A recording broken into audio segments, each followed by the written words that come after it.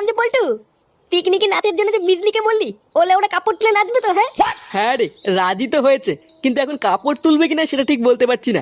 আরে মানে তুলবে তুলবে, আমি আছি না। হ্যাঁ সে তো নয় বুঝলাম তুলবে, কিন্তু তোর টাকাটা কখন দিবি? কালকে ছেলে একটা ভালো কথা বলছি, তার মাঝখানে অলক্ষণী কথা বলছে।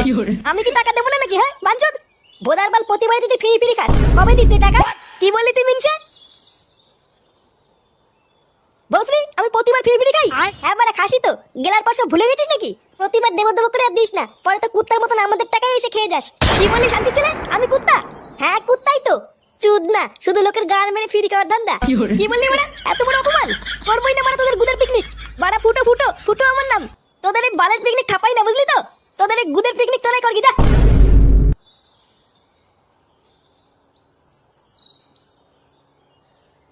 বড় বাল,